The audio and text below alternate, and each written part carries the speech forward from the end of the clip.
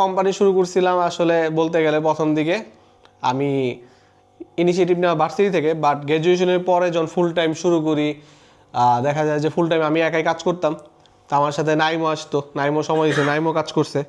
কিন্তু ইনিশিয়ালি প্রথম দিকে আমাদের ডেভেলপমেন্ট টিম বলতে আমি একাই ছিলাম, আমি একাই অনেক প্রজেক্টে কাজ করছি আগে। তারপরে আমার ফ্রেন্ড, আরও অনেক ফ্রেন্ড থাকলে অনেকেই আসছে গেছে, যেরকম আকাশ আছে, তারপরে আরও অনেক বন্ধুবান্ধব ছিল। বাট কোডিংয়ের রিলেটেড কাজ করছি আমি, আমার পরে নেক্সট কাজ করছে আকাশ। তো এখন নাই, ও এখন ইউএসএতে আছে। তো ভেরি লিমিটেড রিসোর্স নিয়ে আসলে, কিন্তু তখন থেকে আমাদের কোম্পানির অনেক বড় একটা গোল ছিল যে আমরা অনেক বড় একটা কোম্পানি করব ইনশাল্লাহ। হয়তো কোনো এক সময় আমাদের 1000 এমপ্লয়ির একটা টিম হইতে পারে, যেখানে ইন্ডিপেন্ডেন্টলি সবাই এবং নিজেদের একটা পার্মানেন্ট একটা কমার্শিয়াল স্পেসে আমাদের বড় একটা অফিস আছে। সো অনেক এমন অনেক মানুষের আমরা এমপ্লয়মেন্ট করতে পারবো যাদের লাইফে আমাদের কিছু একটা ইম্প্যাক্ট আমরা রাখতে পারি। তো ওই জায়গা থেকে আসলে শুরু করার পরে কাজ, প্রথম দিকে আমাদের কাছে এমন কোনো কাজ টাজ ছিল না, তারপর আমরা আসলে সারভাইভ করে আসছি খুব স্মল থেকে। আমরা আসলে বলতে গেলে এক সময় যে আমরা একটা মানে কাঠের বা ডাইনিং টেবিলের চেয়ারে বসেও অফিস করছি, মনে আছে মেমোরিজ বলতে গেলে। প্রথম দিকে ছোট একটা রুম এমন হইতে পারে, এই জাস্ট এই রুমে এই ওয়াশরুমের যতটুকু জায়গা, এতটুকু জায়গার ভিতরে প্রথম অফিস ছিল। তো ওই জায়গা থেকে একটা ল্যাপটপ, দুইটা কম্পিউটার, আমার পার্সোনাল ল্যাপটপ নিয়ে শুরু করা।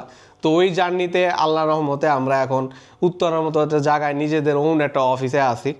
হইতে পারে ছোট, তারপর আমরা অ্যাকোমোডেট করতে পারি 14 থেকে 15 জনের মতো ম্যাক্সিমাম। তো এই জিনিসটা আসলে আমাদের সবার জন্যই মানে এটা পসিবল হয়েছে। হ্যাঁ, ভীষণ দেখছি, বা ডে বাই ডে আমাদের টিম, আমরা যারা আমার সাথে কাজ করছে সবার এই ভ্যালু এডিশনে আমরা আজকে এই জায়গায় চলে আসছি আর কি। তো এটা আসলে সবার কাছে ছাড়া সম্ভব হইতো না, কারণ একা তো আমি নিতে পারতাম না। আমি একা হয়তো আমি ইনিশিয়েটিভ নিতে পারছি, কিন্তু এই জায়গায় আনার পিছনে আমি বলবো যে আমাদের মানে যারা পাস আমাদের সাথে ছিল এবং কারেন্টলি যারা আছে সবারই কিছু না কিছু কন্ট্রিবিউশন আছে। তো আমরা প্রথম দিকে অনেক আনসার্টিনিটি ছিল, যেরকম একটা স্টোরি বলতে গেলে প্রথম আমরা একটা প্রজেক্ট ডিল করতে গেছিলাম, আমার মনে পড়ে বাংলাদেশ, ওই ইনস্টিটিউটটা মনে নেই, আর একটা 17 লাখ টাকার প্রজেক্ট, একটা ওরা ওয়েবসাইট ডিজাইন করবে। এটা ছিল বাংলাদেশের আমার নেই কোম্পানিটার নাম, কোম্পানিটার অনেক নাম করা কোম্পানি। ও যে ফাউন্ডার সে আসলে হার্ভার্ড থেকে ইকোনমি পাস করে আসে। ওই মিটিং মানে তার সাথে আমার মিটিং ছিল সেদিনকে, আরও 8-9 জন ছিল, আমি একা ছিলাম, সাথে আমার আরেকজন বন্ধু ছিল আর কেউ আব্দুল অজেদ, ও এখানে নাই। তো ওর রেফারেন্সে আসলে ক্লায়েন্টটা করা আর কি। কিন্তু আমরা পরে ইনিশিয়াল ওই প্রজেক্টটা আসলে পাইনি, কিন্তু ওই প্রজেক্টটা নিয়ে আমরা ভালো এফোর্ট দিছি। ওটা ইউএস ডিজাইন করা ছিল, মানে তখন ছোটো টিম উঠাতে পারবো কি না। তারপর একটা এমনও ছিল যে প্রজেক্টের অলরেডি যত টাকা বিল করবো 5-6 লাখ টাকা আবার তার ওই কোম্পানির প্রজেক্ট ম্যানেজারের জন্য রাখতে হবে আর কি। তারপরে ওই প্রজেক্টটা আসলে ইভেনচুয়ালি আমাদের করা হয়নি, ক্যান্সেল হয়ে গেছে। তো কিন্তু তখন আমাদের ফান্ডের অনেক দরকার ছিল, কারণ তখন ওই প্রজেক্টটা পাই নাই বললেই এবং দেখা যাচ্ছে আমরা পারমানেন্ট করছিলাম কাউকে, যে পারমানেন্ট তখন আমাদের স্কোপ আর অপরচুনিটি ছিল অন্যরকম, যে আমরা একটা প্রজেক্ট ওয়াইজ মানে স্যালারি না দিয়ে তখন আমাদের আসলে স্যালারি দিতে পারতাম না। কারণ এমনও আছে আমরা স্যালারি 200 টাকাও স্যালারি দিছি, 250 টাকাও দিছি, 500 টাকাও স্যালারি দিছি। ইন্টার্নশিপ তো আনপেড ছিল টোটাল, যেটা আমরা এখন ফুল পে করতে পারি আল্লাহর রিজিকের ব্যবস্থা করতে। Bangladesh Youth Leadership Centre project পাই নাই, কিন্তু হ্যাঁ কোনটা অজেদ বিএলসিতে কাজ করছে। আচ্ছা, যাই হোক, ব্যাক টু দ্য স্টোরি, যে আমরা ওটা কি ফোকাস করছো পুরা, ঠিক আছে প্লে। আচ্ছা, আমরা তখন কমিশন বেস কাজ করতাম, যেটা ছিল 20% বা বেসড অন একটা রিসোর্স, যে সে কতটুকু ইম্প্যাক্ট রাখতেছে ওইভাবে আমরা রেভিনিউ শেয়ার মডেলে কাজ করতাম। যে একটা প্রজেক্ট যেই রেভিনিউ আসবে হয়তো একজন 15% পাইতে পারে, 20% পাইতে পারে, যে আসলে মানে ওই প্রজেক্টে কাজও করবে, প্লাস আবার সে যদি আমাদের সাথে স্টে করে ওই সময় একটা পার্সেন্টেজ আমরা কাজ করতাম। ফুল স্যালারি দেওয়ার মতো ক্যাপাবিলিটিস ছিল না এই সময়। তো প্রজেক্ট পাওয়ার আগেই সবার ভিতরে ভাগবাটা রয়ে গেছে অলরেডি। তখন আমি 40%, কেউ 30%, কেউ 35%, কেউ 10%, 50%। তো ওই প্রজেক্টের জন্য তো মিটিং হয়েছে, প্রায় 3-4 মিটিং করা হয়েছে, কিন্তু লাস্ট দিন শেষে প্রজেক্টটা পাইছে হলো বুমারেং নামে আর ডিজিটাল নামে আরেকটা কোম্পানি। এবং ইভেনচুয়ালি আমরা প্রজেক্ট কোটেশন দিয়েছিলাম প্রায় অ্যারাউন্ড 14 লাখ। তো ওটা বেশ 10 পেজের একটা ওয়ার্ডপ্রেস ওয়েবসাইট ছিল। হ্যাঁ, বেশি না, তখন আসলে আবার তখন আমরা কি এলিমেন্টরতে পেজ বানাইতাম না, তখন আমরা থিম বেস করতাম। তখন আমরা প্ল্যান করছিলাম হয়তো অ্যাবাটা দিয়ে করবো এটা, কিন্তু আসলে তখন আমরা তখন আমারও অত ক্ল্যারিটি ছিল না যে এটা প্রজেক্ট, তখন আমি এটা তো বলতেছি 2020 সালের কথা, তো তখন থিম বেসই করি। এলিমেন্টও তখন আসে নাই, বা আসলেও তো পপুলার না, তখন ভিজুয়াল কম্পোজারে কাজ করা হইতো পেজ বিল্ডারের ভিতরে। তো আমরা অনেক কিছু নিয়ে আনসার্টেনিটি ছিলাম, ক্ল্যারিটি ছিল না, ল্যাক অফ কনফিডেন্সও বলতে গেলে একটু মিসিংও ছিল। আর মিটিং তারা অনেক বিগ বিগ মানুষ, আমি মাত্র সদ্য পাস করা গ্র্যাজুয়েট, মাত্র পাস করে বেরিয়েছি আর কি, এখন এত বড় মানুষ, তার মধ্যে হারবার্ডে পাস করে, হ্যাঁ আবার কনফিডেন্স লেভেল অনেক, ইংলিশ কথাবার্তা বলতেছে নেটিভের মতো।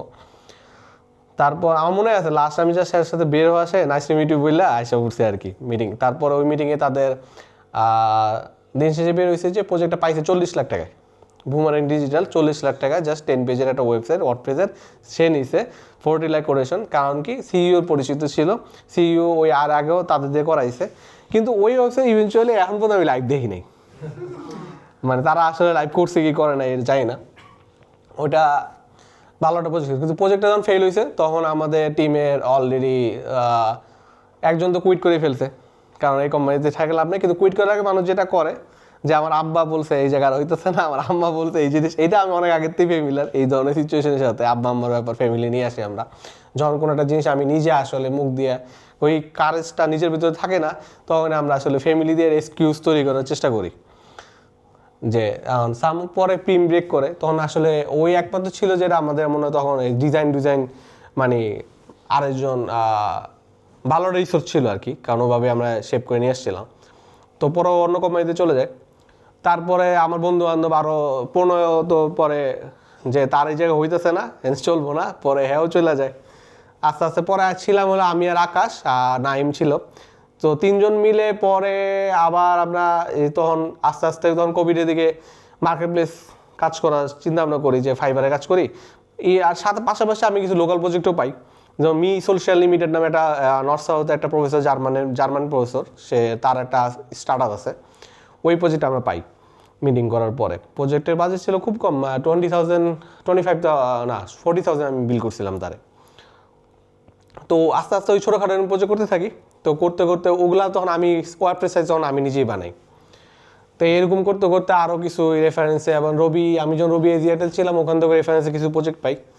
তো ওগুলো ফান নিয়ে আসলে করতে করতে একা করতে করতে নাইম আসলে তখন হয়তো গ্রাফিক ডিজাইন একটা বিশেষ এগুলো কাজ করে, ওয়ার্ডপ্রেস কাজ করে না, যে নাইম এখন ওয়ার্ডপ্রেসই সব কিছু হ্যান্ডেল করে। তো তখন তো এগুলো করতে করতে আলহামদুলিল্লাহ আস্তে আস্তে তো আমরা টিম, পরে আবর্তিতে আমরা নওশেদ নাহিদ আমরা অনবোর্ড করি। ও তখন আমার মার্কেট প্লেসে কাজও পাই কিছু, এবং ফাইবারের থ্রুতে কিছু প্রজেক্ট পাই। ম্যাক্সিমাম প্রজেক্টে আমার অ্যাকাউন্টে আমি কাজ পাইতাম না, দেখা যেত যে আসলে আকাশের অ্যাকাউন্ট ছিল, আমাদের আরেকটা অ্যাকাউন্ট ছিল যেটা আমরা অফিস থেকে ক্রিয়েট করছিলাম, কিন্তু ওই অ্যাকাউন্ট আমাদের ওই আকাশের সাথেই চলে গেছে। কিন্তু অ্যাকাউন্টটা, কিন্তু ওই অ্যাকাউন্টে যতগুলো কাজ আছে ওই সবগুলো কাজ আমার নিজে করা, মানে ওগুলো ডেপ আমি করছি, ফ্রন্ট এন্ড ব্যাক এন্ড আমি করছি। কিন্তু ওই প্রজেক্টে আসলে ওই অ্যাকাউন্টটা অনেক ইম্পর্টেন্ট ছিল, ও চলে যাওয়ার, কিন্তু আল্লাহর রহমতে যে আমি আবার অ্যাকাউন্ট তৈরি করছিলাম, নিজে নামে একটা অ্যাকাউন্ট আমি তৈরি করছিলাম, কিন্তু আমি কোনো ট্র্যাকশন পাইতাম না। প্রায় 1.5 বছর হয়ে গেছে, তারপরে এই অ্যাকাউন্টে কোনো ধরনের ক্লায়েন্ট নক নাই, কিছু নাই। কিন্তু ইভেনচুয়ালি একটা সময় আমি একটা নক পাই, তাও এটা ইসরায়েলি একটা ক্লায়েন্টের। প্রজেক্টটা ছিল ইভেন্ট বুকিং, হ্যাঁ। তো ওই ক্লায়েন্টটার থ্রুতে আমি আস্তে আস্তে আমাদের পরে ওই অ্যাকাউন্টটা উঠাই আর কি। পরে ওই অ্যাকাউন্টের সাথে যে প্রজেক্টগুলো আসতো, পরে তো আকাশ ইউএসএ চলে যায়, আর ওই অ্যাকাউন্টের সাথেও আকাশের সাথে আবার ওরকম লেনদেনে ছিল যে ওই অ্যাকাউন্টে যেহেতু আকাশের নামে অ্যাকাউন্ট ছিল, কিন্তু এখন কাজ করতে আমি, তারপরও একটা ছিল যে ওই অ্যাকাউন্টে যা প্রজেক্ট আসতো 30% রেভিনিউ ওই পাইতো, মানে ফাইবারে দেওয়ার পরও প্রজেক্ট আমি করার পরও আমি হয়তো আমরা 50%-এর মতো রাখতে, মানে 100% 20% ফাইবার নিজে নিয়ে যায়, 30% ও নিয়ে যেতেছে, আর 50% থাকতো, পরে ওটা আমরা নিয়ে আসতাম অফিসের ফান্ডে, ওখান থেকে আবার ভাগ হইতো। পরে যে কাজ করছে সে আবার 35%-এর মতো পাইতো, আবার যারা কাজ করে না, যারা এমনি আছে সাপোর্টিভ হিসাবে যাদের স্যালারি দিতে পারতো, তারা আবার এখান থেকে ডিস্ট্রিবিউট করা হতো কয়েকটা ভাগে। তো এইভাবে আসলে পরে আল্লাহর রহমতে কাজ করতে করতে আমরা নাহিদ আসে, পরে রাশেদ আসে, পরে পান্ত তো আমার মনে আছে, পান্তর ইন্টারভিউ আমি নিচ্ছি সেদিনকে, মনে হয় অফিস আমরা ম্যাকমিলানের কাজ চলতেছে, অফিসে পুরো ক্লিনিং না কি জানি করতেছিলাম, পান্তর ম্যাকমিলানেরই একটা ডেলিভারি ছিল আর কি, সবাই ওই নিয়ে ব্যস্ত। হ্যাঁ, তোমার ইন্টারভিউ আমরা একটা ছোট রুমে নিয়েছিলাম, ওই অফিসের ছোট রুমটা, হ্যাঁ বাইরের রুমে মনে আছে, আমার সাথে বসে না ওই ছোট রুমে কিন্তু তখন আমরা ইন্টারভিউ কন্ডাক্ট করতাম জাস্ট, কিন্তু তখনও আমাদের অবস্থা কিন্তু যা তা। তখন আমাদের এখন যা দেখতেছো তোমরা রেডিমেড, যারা নতুন আছে মানে তারা এই জিনিসটা আগের যারা আছে তারা বুঝবো যে আসলে কোন জায়গা থেকে কতটা চেঞ্জ আমরা আসছি। এবং এই লাস্ট 5 ইয়ার্স বা 4 ইয়ার্স কারোর জন্য যেমন প্রান্ত রাশেদের মনে 4 বছর হয়ে গেছে, 5 বছর এপ্রিল হয়ে, তাহলে ওর মনে 4 বছরের মতো হবে না, 4 বছর 4.5 বছরের মতো। তো এরা যে কিভাবে আমরা কোন জায়গা থেকে কীভাবে আসছি নিয়ে আসছি, তা এটা সবাই এটার সাথে জড়িত আর কি। তারা মানে রিকল করলে মেমোরিজগুলো আসলে আমার দ্বারা মনে হয় যে না আসলে অনেক কিছু করে ফেলছে। আবার অনেক সময় মানুষের দিকে তাকালে মনে হয় যে আসলে কিছুই করি নাই, কিন্তু নিজেদের দিকে তাকালে আসলে না অনেক কিছু হয়ে গেছে। যাই হোক, হ্যাঁ এখন অফিসের অ্যাড্রেস দাও, আমি গলির মাথায়, ঠিক আছে, গলির মাথায়। এখন আমি আইসার খুঁজা পাইতেছি না, আমি আর যে ওর নাম কি ফোন দেই নাই, যেহেতু লোকেশন আছে চলে যাবো। আর পরে ওই যে গলির মাথায় ওই লোকের দোকান আছে না, ওরে জিজ্ঞেস জীবিকা স্টুডিও কই, আমার দেখাই দিচ্ছে যে সামনে, আগে এনেছে সামনে গেছে। হ্যাঁ তখন আমরা ওই অফিসটা ছেড়ে দিয়ে আবার আমরা আমার নিজের বাসার নিচে অফিস পুরোটা নিয়েছি। হ্যাঁ বাংলা ডায়াগনস থেকে রয়ে গেছি সামনে আগে। হ্যাঁ পরে আবার ফোন দিয়া আর রাশেদ তো মনে হয় রাশেদ তুমি কি উপর অফিস পাইছিলা? তুমি মনে পাও নাই? আমি পাই নাই, আমি জানি দেখছি উপর অফিস মানে কেউ উপর অফিসে এই জায়গায় মানে খালি লাইম করছে, উপর অফিস আর কেউ পায় নাই। না এমএ নাই এই অফিসে উপর অফিস ছিল আমাদের একদম সেই লেভেলের। আমরা খালি আমার মনে আছে আমরা গরমের দিন এমনও পোলাবেন আছে জামা কাপড় খুইলা খালি গায়ে অফিস করছি, খালি গায়ে অফিস করছি, কোনো জামা কাপড় নাই, মানে এত গরম, মানে তখন আমাদের কাছে এসি নাই। হ্যাঁ আর ওই অফিসটা নিয়েছিলাম আমার মনে আছে, ওই অফিসে কিছু ফান্ড আমার কাছে আমার আম্মু আমার টাকা দিয়েছিল, প্রায় 30,000 টাকার মতো আম্মু দিয়েছিল ওই অফিসটা নেওয়ার সময়। কিছু জিনিস কিনতে হয়েছে, লাইট ডেকোরেশন, ম্যাট, নিচে ফ্লোরিং ম্যাট বিছাইছিলাম আর কি। তো আম্মু 30,000 টাকা দিয়েছিল। আর এসি যেটা হইলো এই প্রথম যে এসি কিনি আমরা, ওইটা তো মানে বাবারও আমার কিছু আউটপুট আছে যেটা আমি অ্যাকনোলেজ করি। আব্বা মনে আছে আমার 50,000 টাকা দিয়েছিল, যে শার্পের যে এসিটা এখন ওই যে ডেভেলপার রুমে আছে। তো ওটার সাথে আমি আবার 25,000 অ্যাড করে আব্বা তখন মানে অফিস তো চালাইতেছি সব, মানে আমি কইছি যে মানে কেমনে বাপ রাজি হওয়ার কথা না, কারণ আব্বা কোনো সময় কোনো কিছু এগুলো নাই, কেমনে জানি কইসা আচ্ছা এটা এসে কিনে দিব না। ও মনে আছে আমি আমার আব্বার কাজ করতাম, আমার বাবার যে কটনের যত এক্সপোর্ট ইম্পোর্টের যত ব্যবসা, যত ইনভয়েস অ্যাকাউন্টস যা যা করা লাগতো, তো এগুলো আমি সব আমি নিজেই করতাম। তো এগুলো আমি ক্লাস 8 থেকেই করি। তো ওই হিসাবেও মানে মানে একটা পেমেন্ট একটা বিজনেস হয়েছে, যে বিজনেস আমি দেখলাম যে প্রফিট মার্জিন ভালো, যে না ভালো একটা বিজনেস হয়েছে। তো ওই হিসাবে আব্বার বলছে যে একটা এসি লাগে, গরম কষ্ট, কারণ আব্বা আবার অফিসে আইছিল, দেখছে যে পোলাপাইন কী অবস্থা। যাই হোক ফ্যামিলির কিছু সাপোর্ট আছে যেটা ডিনাই করার মতো না, যে ওই সময়গুলোতে এই জিনিসগুলো অনেক ম্যাটার করে হয়তো। তারপরে ওই জায়গা থেকে আমরা অনেক প্রজেক্ট হাতছাড়া হয়েছে, অনেক প্রজেক্ট পাইছি, অনেক প্রজেক্ট পাই নাই, অনেক মিস্টেক করছি। অনেক প্রজেক্ট যেই প্রজেক্ট করতে হয়তো লাগতো 3 দিন, এখন সেই প্রজেক্ট হয়তো তখন করছি 3 মাসে, তখন 1 মাসও করছি, 3 মাসে করছি। যেই প্রজেক্ট এখন হয়তো বা দিলে আমি হয়তো 1 দিনের ভিতরেই ডেলিভার করা সম্ভব, যে তখন ডেডলাইন দিতাম 3 উইক লাগবে, বা তখন অনেক কিছু ক্ল্যারিটি ছিল না। তো এখন আমাদের কাছে নলেজের সাথে স্কিলের সাথে আমাদের কাছে ওই ক্ল্যারিটিটা আসছে বা কনফিডেন্সটা। তো প্রজেক্ট নাই করতে 0 থেকে এখন পর্যন্ত আমরা আলহামদুলিল্লাহ 500+ প্রজেক্ট ডেলিভার করছি বলতে গেলে। তো এটা ভালো একটা milestone. 513 according to fibre, but other out of market place হিসাব করলে আমার মনে হয় এটা শুধু 500 না, এটা মোর দেন 800+ হয়ে যাবে আর কি।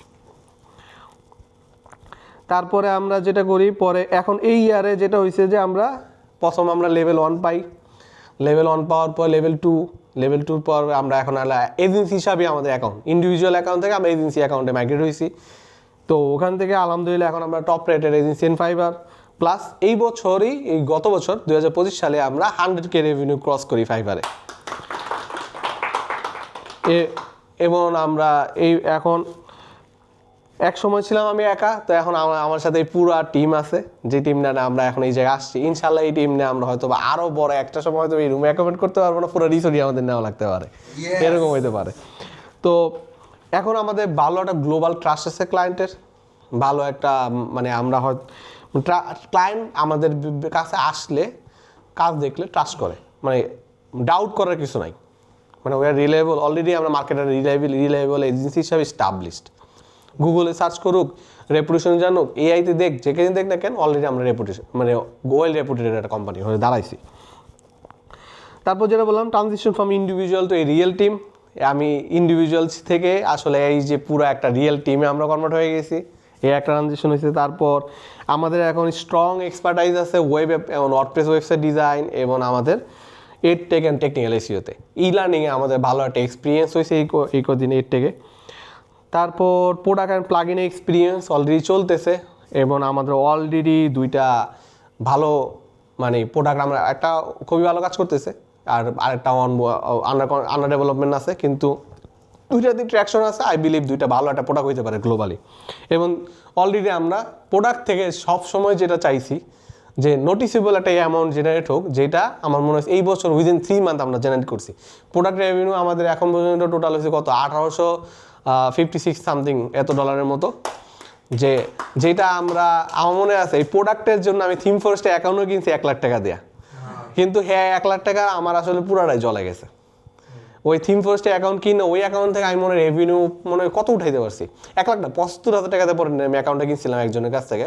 ওই অ্যাকাউন্টে আমরা অনেক প্রোডাক্ট দেওয়ার চেষ্টা করছি, কোনো প্রোডাক্টে একটা বাই চান্স আমাদের ওই প্রথম ওই যে পান্ত হ্যালোইন থিমের HTML-টা অ্যাপ্রুভ করায় প্রথম, মানে আমরা নিজেদের একটা প্রোডাক্ট মানে পাবলিশ করে সাকসেসফুল হই আর কি, কিন্তু আসলে তেমন ওইটাতে ট্র্যাকশন পাইনি। $5 না মনে হয় আমার হাইস্ট $21, 2টা না 8টা না 7টা সেল হয়েছে, হ্যাঁ, কিন্তু 8টা 7টা সেল হওয়ার পরও মানে দেখা যায় যে থিম ফরেস্ট কাইটা আমরা এখন পর্যন্ত $50 জেনারেট করতে পারি না ওইটা দিয়া।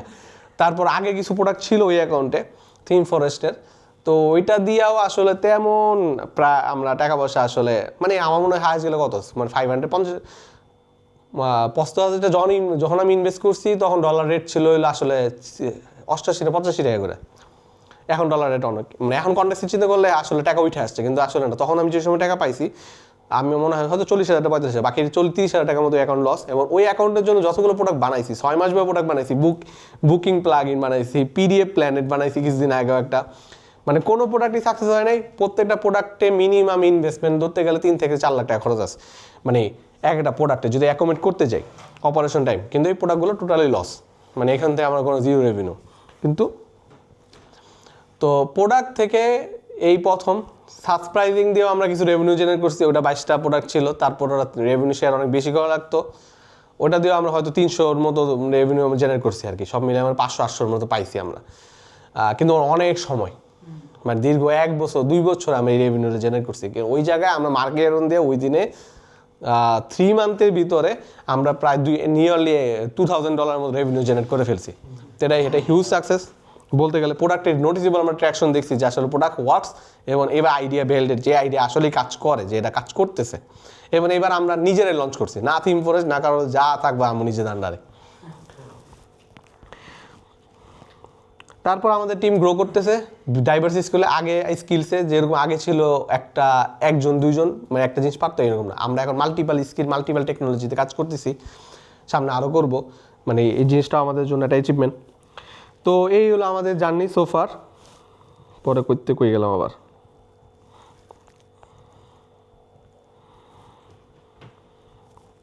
ওকে।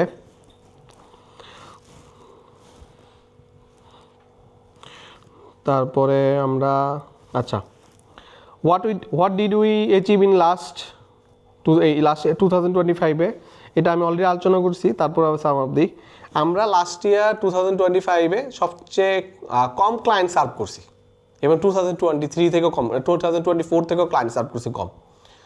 2024-এ আমরা যেই পরিমাণ ক্লায়েন্ট নিয়ে কাজ করছি তার চেয়ে কম ক্লায়েন্ট নিয়ে আমরা আসলে, কম বলতে আমি ইভেনচুয়ালি আরও অর্ধেক, মানে অর্ডার রেশিও ছিল গতবার 108, এবার অর্ডার রেশিও আছে আমাদের হয়তো কত 85, প্রায় 20 বা 30 অর্ডার কম, মানে অ্যারাউন্ড 30% মতো কম ক্লায়েন্টের সাথে প্রজেক্টে কাজ করে। কিন্তু যেটা আমরা কিন্তু গত বছর থেকে এই বছর আমরা 34% বেশি রেভিনিউ জেনারেট করছি। মানে কোম্পানি আমরা কাজ করছি কম ক্লায়েন্টের সাথে, কেউ রেভিনিউ জেনারেট করছি বেশি। হ্যাঁ, 34% আমাদের কোম্পানি রেভিনিউ গ্রোথ করছে লাস্ট ইয়ার 2024 থেকে 25-এর ভিতরে 34%-এর মতো। আর যেটা বলছি যে 100K আমরা ইউএসডি রেভিনিউ ক্রস করছি ফাইবারে, and market gain 26 paid customer, 10,000 active installation, and 1,80,000 downloads. So that's another achievement.